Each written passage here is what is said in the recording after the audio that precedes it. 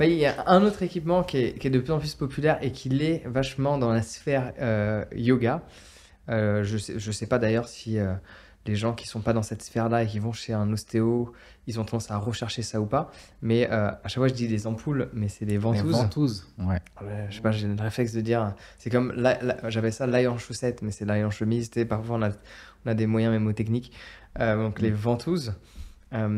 Qu'est-ce que tu peux nous dire sur les ventouses, outre que j'ai encore plusieurs jours après des marques Des de ecchymoses. mutants dans mon dos. Bah, Tu, c'est tu, tu toujours. connais les J'ai ventouses? déjà essayé, ouais. Ouais. Ouais.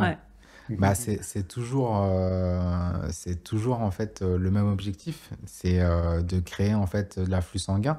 En fait, dans les concepts, les axones un peu de l'ostéopathie, tu as l'un des concepts en fait qui s'appelle l'artère reine, l'artère suprême. Tu vois, c'est Andrew Taylor Still, le fondateur de l'ostéopathie, qui a écrit ça il y a plusieurs siècles maintenant. Et j'aime bien, moi, faire le parallèle avec un champ, tu sais, un champ dans la nature ou un champ d'agriculture. Le champ, quand il pleut et qu'il est humide, tout va bien, tout pousse bien, il y a de la verdure, etc., il se porte bien. Et dès l'instant où bah, il n'y a pas de pluie pendant un certain temps, bah, il devient tout sec, craquelé, il n'y a plus rien qui pousse dessus.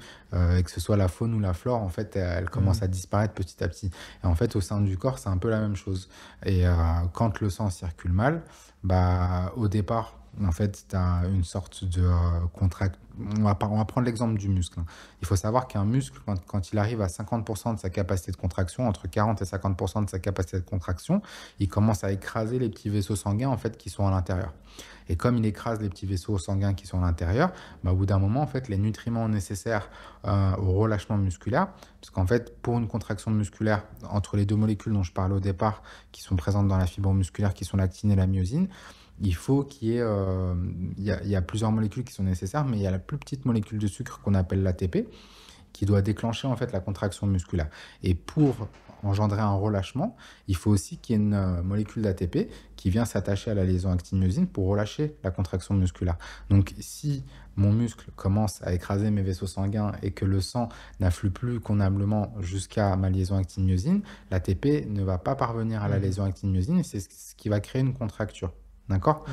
Ok. Qu'on appelle aussi point gâchette, point trigger en anglais. Et ça peut être le début des gros problèmes. Parce que, C'est en quoi les fait, gros problèmes que ça peut bah, les engendrer? gros problèmes, en fait, une fois que tu n'as plus assez d'afflux sanguin, tu vas passer sur, après la contracture à quelque chose de fibrosé, donc qui devient assez dur. En fait, on perd de la souplesse. Et le secret, en fait, pour éviter d'être dans un mauvais état ou d'avoir une mauvaise fonctionnalité, c'est de maintenir une souplesse optimale.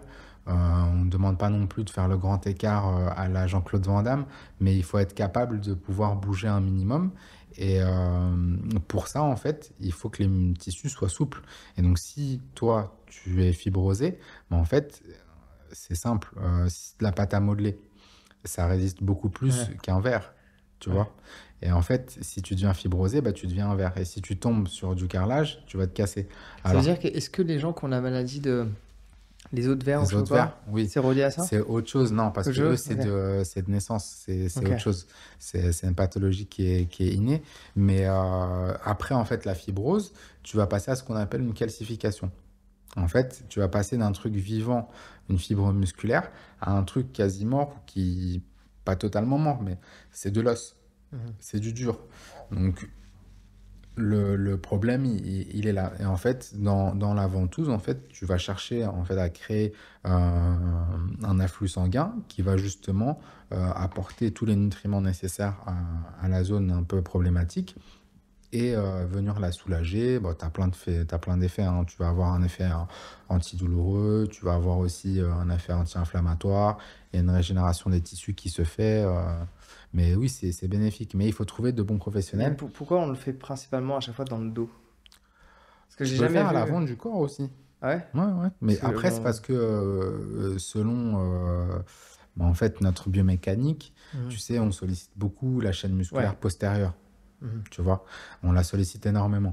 Et souvent, en fait, pour rééquilibrer, on va plus se concentrer sur la chaîne postérieure. Ok. Mais si tu reprends le fil de la consultation quand tu viens me voir, Oui, on oui. travaille toujours sur l'avant du corps Ouais. en premier, et puis après, on finit avec l'arrière. Mais on peut faire aussi l'opposé.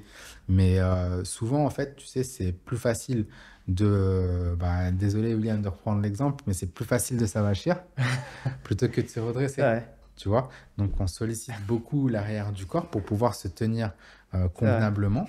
Et ça, en fait, tout au long de nos journées et tout au long de notre vie. C'est pour ça qu'on passe généralement un peu plus de temps. C'est comme les massages. Quand tu vas faire un massage, On passe plus de temps bah, sur le dos, ouais. voilà, on passe beaucoup plus de temps sur ton dos parce qu'il y a beaucoup plus de nœuds, Ouais, ça, etc. ça Ouais. prend du Mais temps. Tu j'imagine vois? qu'en plus de ça, toi, tu dois le voir.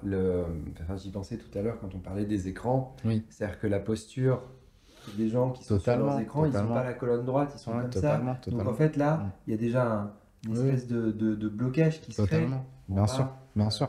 Ah, bien sûr. En plus, c'est au on a niveau d'une dit zone qui est charnière qu'on ici, appelle ben voilà. l'articulation, ouais, entre la septième cervicale et T1. C'est une zone qui est charnière parce que elle va nous permettre en fait justement d'avoir une mobilité Ouais. assez grande au niveau de nos cervicales. Et si tu viens un peu sursolliciter cette articulation-là entre la septième cervicale et la première thoracique, bah tu risques, oui, de te faire un torticolis Et du coup, est-ce qu'on voit assez simplement. apparaître des pathologies qui sont liées justement à l'utilisation des Oui, oui, portables oui, oui, maintenant à bien ce sûr, niveau-là? bien sûr. Tu as le syndrome de Kervin au niveau du pouce, Ah au ouais. niveau de l'extenseur du pouce, parce que justement, en fait, à force de Mais venir c'est vrai que mais tapoter moi, sur... je le sens. ouais, Les fois où, alors je sais plus dans quel cas de figure, mais il y a certaines fois où je sens que j'ai mal au pouce. C'est rare, mais je me souviens l'avoir localisé à certains moments. ouais. Pourtant, je fais partie des gens qui scrollent. Mhm. Mon temps sur les réseaux est assez conséquent, mais je ne regarde rien. Ouais. Parce qu'en fait, je fais plein de trucs sur les réseaux, j'ai plein de réseaux, plein de Oui, chaînes, c'est plein de plus pour trucs. la C'est création. plus pour de la création, mais Mm. ça n'empêche que je passe du temps à observer, comprendre, etc. Et j'ai plus tendance à regarder des formats comme ce qu'on fait, des formats longs. Donc, Ouais. je n'ai pas tendance à scroller. Mm. On va pas se voir la face, ça m'arrive comme toute Oui, personne bah, de temps à autre. bien sûr, on est, Mais je pense que on est mon humain, taux de hein. scroll est très faible et il est ciblé à une application et pas à toutes. Mais ouais, je me souviens avoir déjà. C'est comme, je sais pas si vous avez déjà vu ces souris. Alors, je l'ai pas parce que c'est plus gros, Ergonomique. etc. Mais la souris que j'ai, bon, les designs, elle est cool, mais elle a la forme d'une souris d'ordinateur classique comme tout le monde a. Et j'ai un de mes potes qui travaille, qui fait les finitions des montres suisses, les photos, voilà, il passe beaucoup de temps derrière un ordinateur, il a même des trucs pour que ce soit sombre, etc. Et là, il a une souris qui se tient comme ça. En gros, imagine ta souris, tu la retournes comme ça, et sauf qu'il y a le truc, et en fait, tu bouges comme ça. Et parce que ça, c'est un mouvement qui est plus naturel Totalement, d'être comme ça que d'être comme ça, tout totalement. le temps. Mm. Et c'est vrai que c'est bizarre la prise en main, mais c'est vrai que tu sens quelque chose de naturel. C'est plus Parce que fluide. c'est beaucoup plus Parce que tu es fluide. dans une position qui est plus neutre et qui sollicite moins tes muscles de l'avant-bras et qui t'évitera d'avoir des tendinites, notamment tout ce qui est tennis elbow, golf elbow, c'est des tendinites en fait au niveau des épicondyles de chaque part de notre coude. Et à force, oui, de rester sur le même mouvement qu'on appelle, quand tu attrapes une souris, en fait, c'est un mouvement de pronation, bah, tu vas avoir une sursollicitation de certains muscles de l'avant-bras. Et ça peut engendrer des tendinites, ou même si c'est pas forcément des tendinites, mais des contractures qui vont être un peu fortes et Mhm. qui vont te donner à force des douleurs. Et les ergothérapeutes font un super travail C'est quoi ça? les ergothérapeutes, en fait, c'est des personnes qui optimisent Ah, ce que tu fais. l'ergonomie à travers ce que tu fais. Ok, Exactement. ok. Qui optimisent en fait le positionnement de ce que tu fais pour Bah, moi, tu justement vois, j'ai un éviter les support pour le troubles PC, j'ai tout pour... musculo-squelettiques. Ouais, c'est bien. Comme ça, tu peux travailler debout. Ouais, C'est top. Tu as même les bureaux qui peuvent se rehausser ouais, maintenant. standing desk. Ouais. Totalement, totalement. Et puis, tu as des formes de chaises aussi un peu plus intelligentes qui vont solliciter certains muscles pour justement éviter que tu sois trop avachi ou Ouais, trop mon dans une projet, c'est d'acheter une position Herman lourde. Miller, mais bon, Ouais. le budget, Ah bah il faut écoute, qu'il aille avec. Hein, c'est mais... ça. C'est quoi une Herman Miller? C'est des... j'ai un pote qui en a C'est des une. chaises comme de gamer un peu. Ouais, mais ça a pas du tout le design gamer. Oui, C'est un oui. design plus corporate, on va dire, mais c'est des chaises ultra confortables. Mais qui coûtent... T'es un peu surélevé, non? Non, pas forcément. Non? Enfin, tu peux... Enfin, Enfin, c'est il y a optimisé en c'est fait optimisé, au niveau des courbures, du dos, ouais. des jambes, Ok. etc. Mais c'est des... Mais tu vois, ça a été créé Ouais, par des plusieurs ingénieurs centaines et d'euros, des voire 1000 ergothérapeutes. euros et plus, Ouais. la chaise.